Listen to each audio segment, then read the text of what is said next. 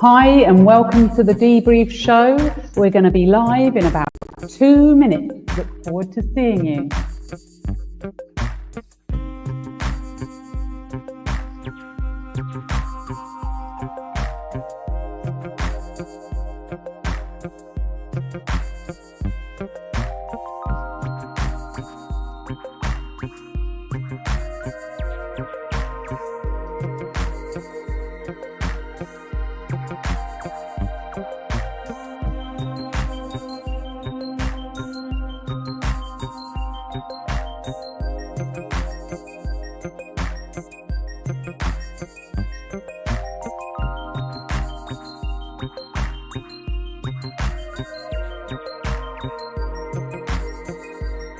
Hi, welcome to the show. We're going to be going live soon. In the meantime, in the chat, why not let us know where you're calling from and say hi.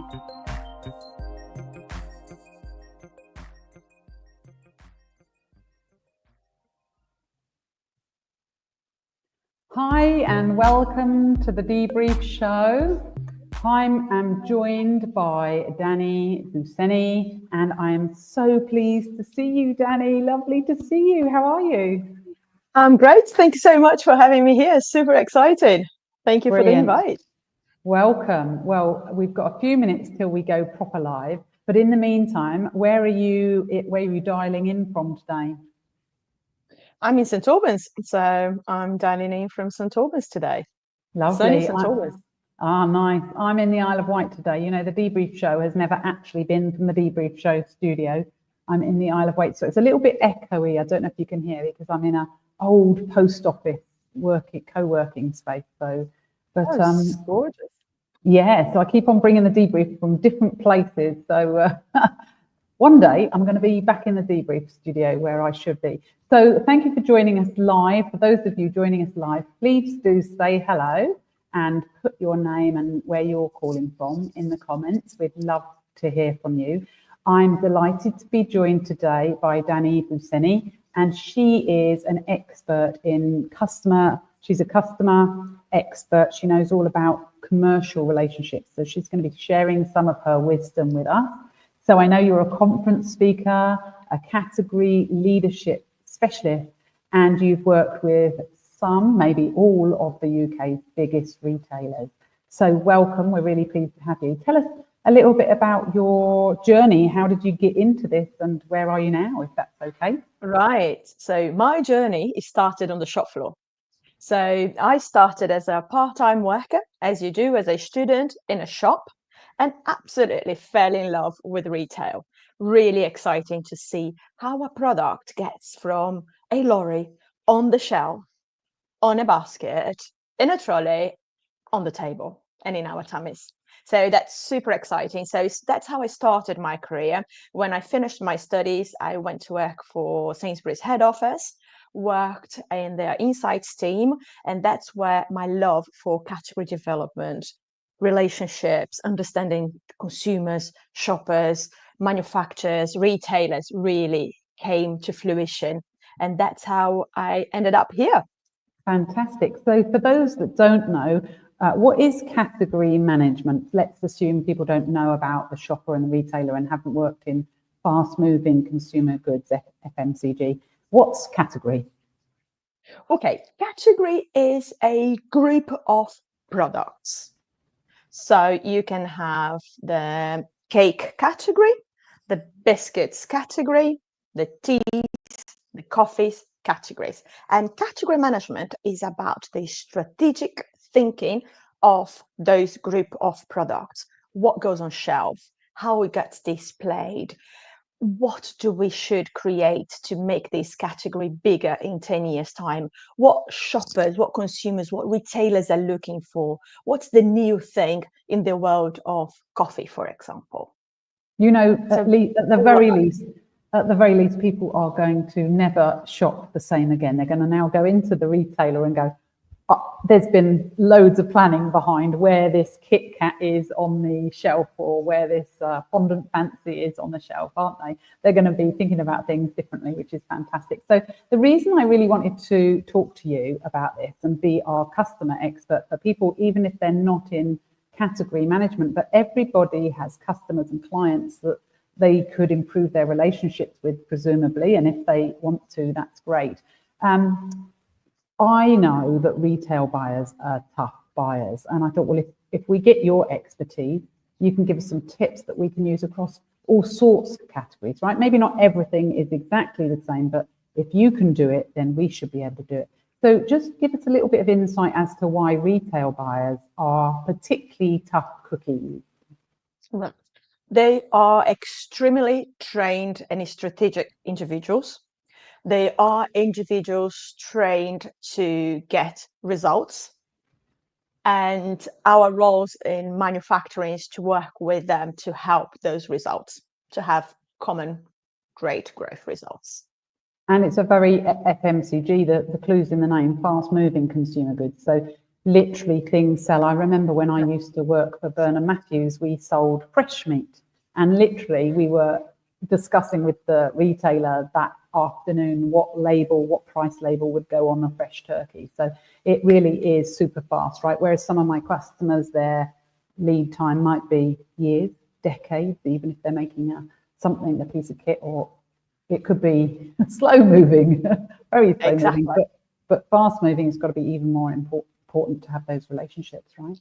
Super. And if you think you might go once a week to a shop to buy your food, and if you turn to go into the competition, that's a lost basket.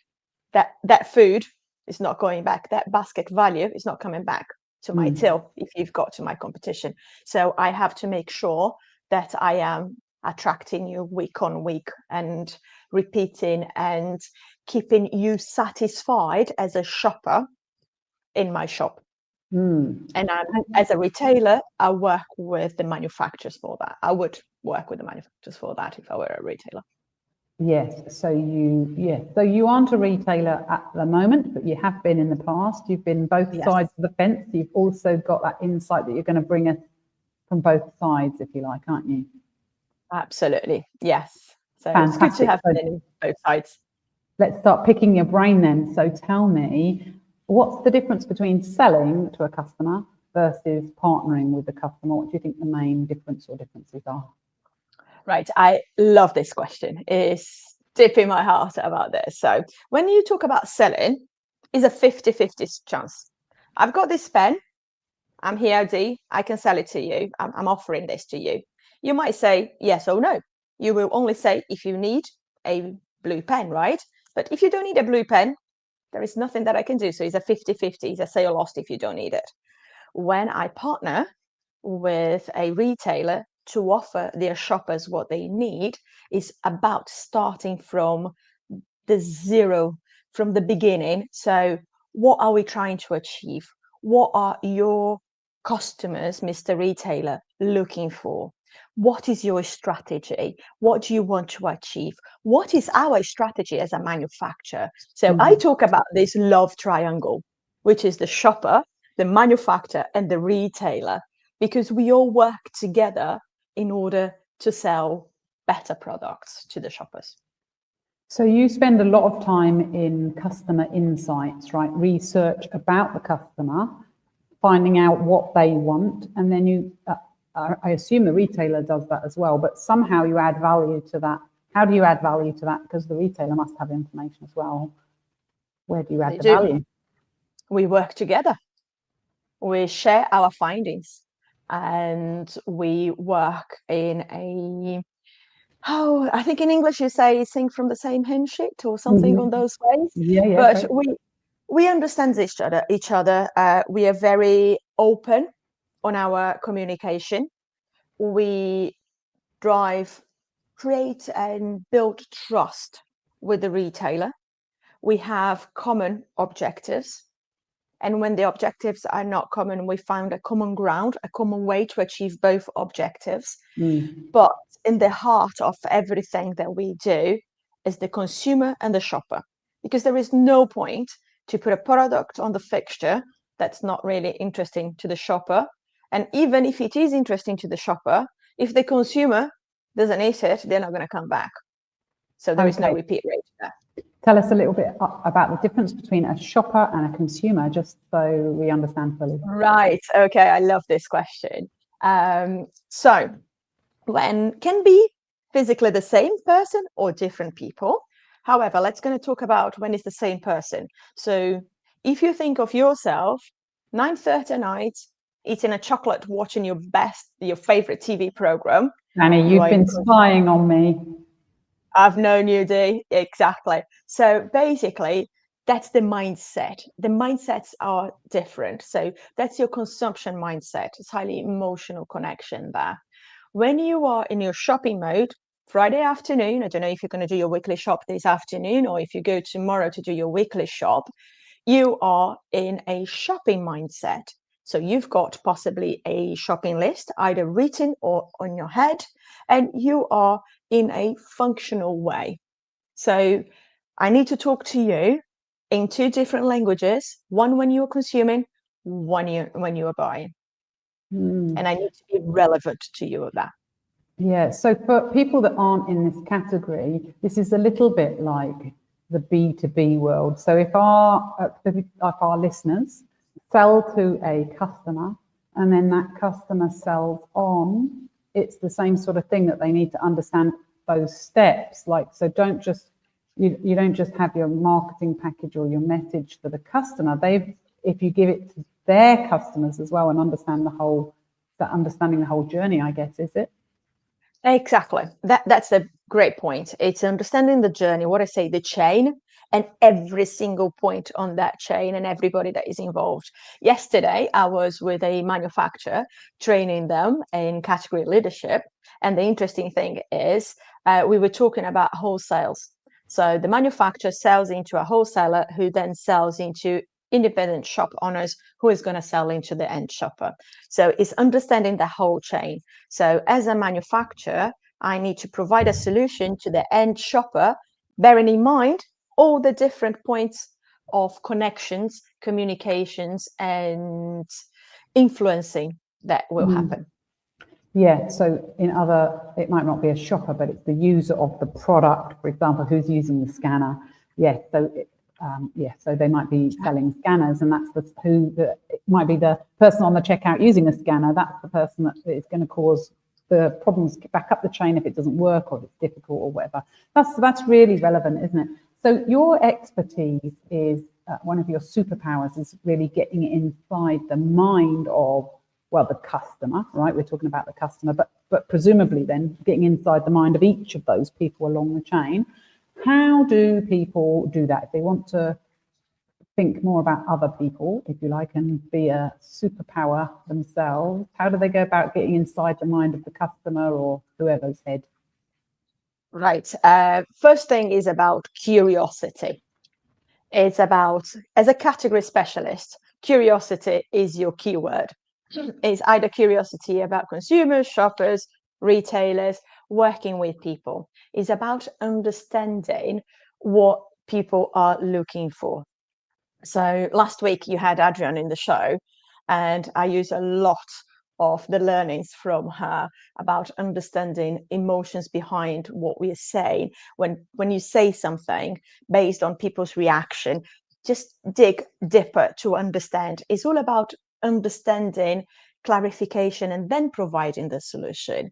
So there are several different tools that I've used and I still use to provide but to get under the skin what people is looking for. And this is actually relevant in any type of relationship, to be honest with you. Yeah, thank you for introducing me to the Face Whisperer all those years ago.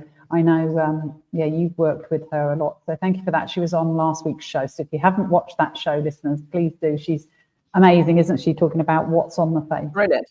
And what you learn that you can use in your whole life, in every areas, aspects of your life. So every single bit, a personal or a business relationship, you can use that. And some of the tools that we're going to talk in a minute is equally important. Fantastic. And she talks about, and I've seen some of the video clips where the shopper's being interviewed by maybe somebody like you saying, what did you think about buying this fondant fancy? And they go, oh, it's lovely. But then their face is going, Oh, it's disgusting. So, exactly. so Yeah. that's really fascinating. So tell us about your secret to successful customer relationships. Have you got any tips or steps that we can take to make sure, not necessarily just for your category, but people like me, people with other customers and clients, how can we have really successful customer relationships? Clear, honest communication. 3 words to remember. Of course, the understanding of what is important for them is relevant, and communicate in a way that is meaningful and relevant to them. We can say the same words, but will be understood or felt differently by every single person in the audience. So understand, take time to ask questions. It's not a one-way system, it's a two-way. So take that responsibility for the understanding and to be understood as well. I like that one-way system. I think so many people I know from my presenting experience, they do think that the presentation is a one-way thing. They're going to tell them all about their product or their service, and then you're going to buy it. But this two-way street that you're talking about sounds like absolutely really, really important. So yeah, clear and honest. I love that you said about honest, because I think when things go wrong, I've seen in businesses that I've worked in before, and sometimes with my clients, there is a tendency to prefer not to tell, like try and just hold off the bad news or not to be open. And you're saying we should tell them straight from the start that it's all gone horribly wrong. Absolutely. Not just it's gone wrong, it's about to go wrong. If you know, so don't hide. Work with your clients as your partners. So they have a vast interest in selling your product and you equally have it. So work together. In previous conversations, we talked about, well, when you launch an NPD, sometimes things can go wrong because it's the first time that you are doing it. And when it goes wrong, it's really important to have the retailer holding the same willingness to make it happen. So, for example, in my career, a few times we have had times that our NPDs were late, for example, That's to hit the shelf. Yeah, a new product would be late to get to the retailer.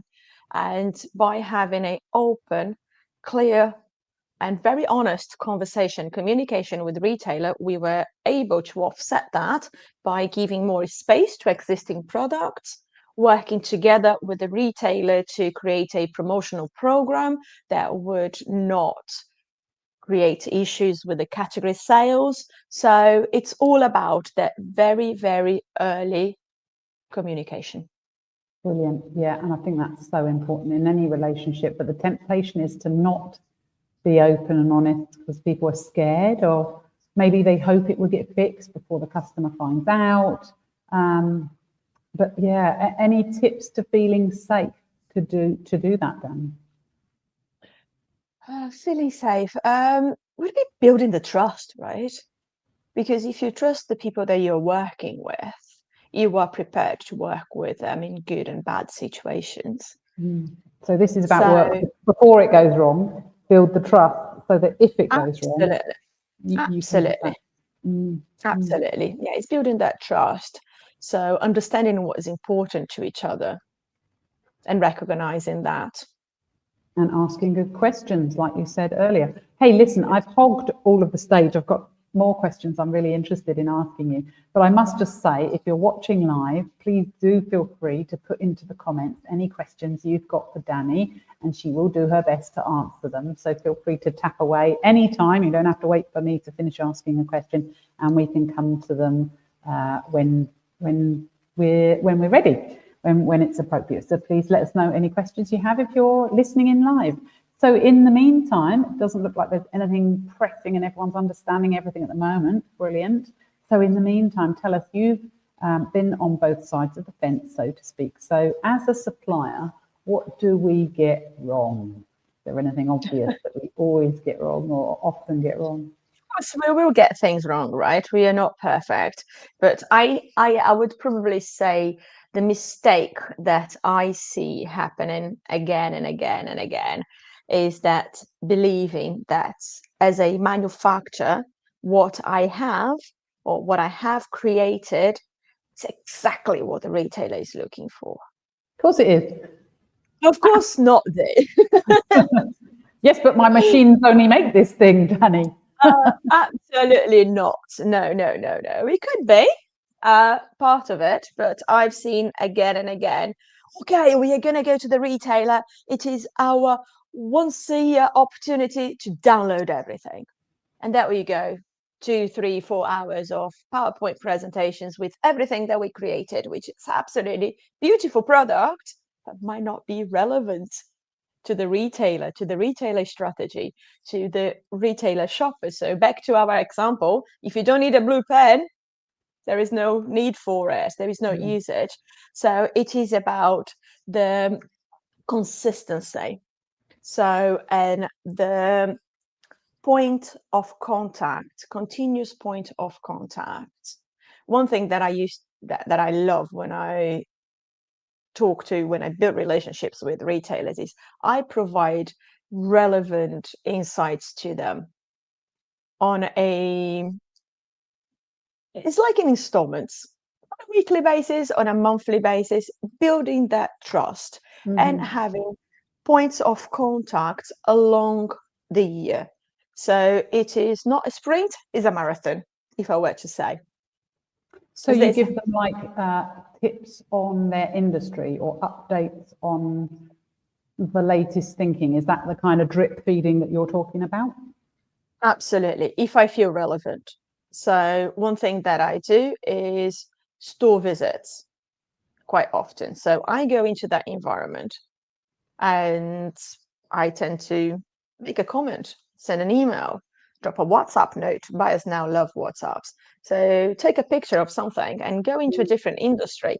One thing that I used to do that I loved. I love that tip. Just don't move on too quickly. I love that tip. That's fantastic because probably the buyers don't have that much time to go into the end user themselves. So I love that you're able to go into the end user. Sorry, carry on. I just wanted to carry on. That's great. But I think if you imagine you're walking into a supermarket, so the half an hour or 20 minutes or 10 minutes that you are there are very valuable to the retailer. If they have as many products as possible that are relevant to you, that talks to you in a way that is what you are looking for, you will buy more, right? So I don't know if you remember, if you are aware, a shop called Build-A-Bear. A little bit, but not much, but a little bit. Honestly, an amazing place for retail, a nightmare for parents. You would think that you would go there to buy a bear, a £9 bear, you would end up with £100 bill, because even a passport that bear would have. So it is what you think. So my role as a manufacturer is to help the retailer to be relevant to their shoppers, creating product solution to their shoppers. Lovely. I love it.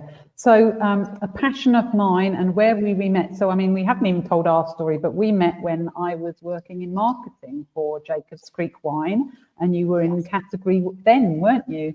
And then we went off and did our various things. And then we re-met actually at an NLP training or conference, didn't we, in London? And since then, we've just carried on just working together and hanging out together, and you know, I really enjoy our time together. So thank you for that. Me too. Thank you. So we've done loads of personal development together, either attending the same thing or with me being your mentor or trainer on certain things. So tell us, my passion, personal development, and yours. Tell us what key pieces of personal development you have done that's helped you with your career, or you might recommend other people do. We've covered the face whisperer. That's fantastic. The face whisperer, the NLP practitioner really helped. Assertive communication, the usage and being a foreigner. And I remember a training that I had with you about my voice intonation. Yeah. And Portuguese being my first language, finishing everything in a high in a British environment was quite offensive sometimes to people, and that was devastating to me. So, oh my God, I'm not trying to offend anyone. I'm not intending to offend. So yes, definitely understanding how people feel when I talk to them. That was very important. Yeah, there was that's Insight. 2 points on that. There was the finishing at the end of the sentence was making people question what you say and not being certain.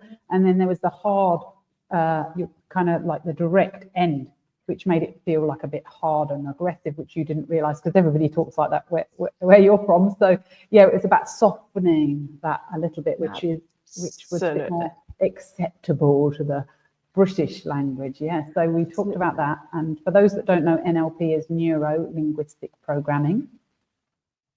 Yeah, a few days ago, I found a very old video where I was actually I had no intention to be hard, but it was really hard. Oh, hey, and it was really said, oh my God, I'm so glad I had that training. So hopefully I'm slightly better now. So if not, let me know.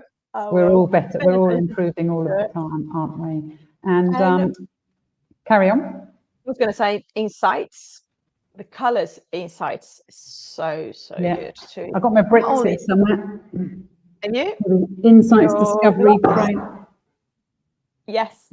Little colour bricks. Absolutely. And you said about adapting to people. So that's how you learn, one of the skills that you learned to adapt to your customers. Yes. And so understanding myself and then adapting. So acting as a chameleon. So in English, horses for courses. So if I sense there's someone, so first is learning to spot someone's colors without actually them telling you. And secondly, communicating with them, that is their preferred way of receiving a communication or information. So definitely, if I'm talking to a red person, be brave, be bold, be gone, basically. If I'm talking to someone green, paying a bit more attention on the feelings. So blue will definitely need a few numbers on my presentations. Where yellow, I can just sit down and have a chat, basically. Lovely. Yeah, so that was perfect for me. That really helped a lot. Fantastic. We've got an episode on that I did with Melanie Don-Bly. So I'm not sure what number that is, but that's one of the previous episodes. If you want to learn more about personality styles, that's in there. And I remember working with you on fondant fancies or something, cakes around when you were doing a conference presentation, weren't you? And you've always been a brilliant speaker. So I haven't helped you be, any more brilliant speaker. But what I did bring was that structure, simply amazing structure. To help you with that conference presentation. Do you remember that? I do remember that. I need to correct myself. I still sometimes call it the format. I need to remember about SAS. The old name, yeah, that's exactly. But honestly, SAS is something that stays with me and I do in everything to communicate, all the way from communicating with my children, not children anymore, but communicating with my customers, with friends, family. It's an absolutely brilliant way to structure my thinking. So it's the first point when I have to say something, present something, it is about creating. Why is this important? What do I have to say? How do I want them to act? And what is in for whoever is listening to me? So taking the audience as my key point and then working around it. And I remember doing several bias presentations where with the why was the element of let's going to give a little bit of a scary moment, but in a way that is catching their attention, telling them what they need to do, how you would like them to do it, and what is in for them. Fantastic. And I love that it can add value to somebody who's already so good at presenting. It's nice that it can add value at that level as well. And all of my clients who use it across everything, like you do, Dani, when you apply it to all communication, not just a presentation, whatever that is, but all communications, that's when you get the biggest difference. So you are just a sponge. Whatever you learn from whoever, you take it on board like a fantastic sponge. So wow, our time's coming to an end already. I could carry on forever, but before we go, we are going to ask people to take some action. But before we do that, where can people contact you, Dani? We're going to put all your details in the show notes attached to the newsletter, and we're going to ask people to sign up to the newsletter in a moment. But have you got a favourite channel, favourite place? Where do we catch you? LinkedIn is great. Drop me a note on LinkedIn. My mobile number will be on the show notes. Send me a WhatsApp. Send me an email. But yeah, Fusion for Growth is here to help you to drive better, bigger, collaborative relationships with your customers. Fantastic. Brilliant. I'm sure you'll get loads of interest in that, which is brilliant. So we do like asking you to take some action. So as you're listening to this, what I suggest you do is think about one thing that you're going to stop doing with your customers or start doing with your customers as something that's like you've taken from Dani's insights. What will you stop doing or what will you start doing? And we'd love to hear from you in the comments after the show. If you're watching this on rerun, thank you very much for watching, and please still put in the comments, let us know what you're doing, and Dani will keep an eye on this and answer any questions that you have.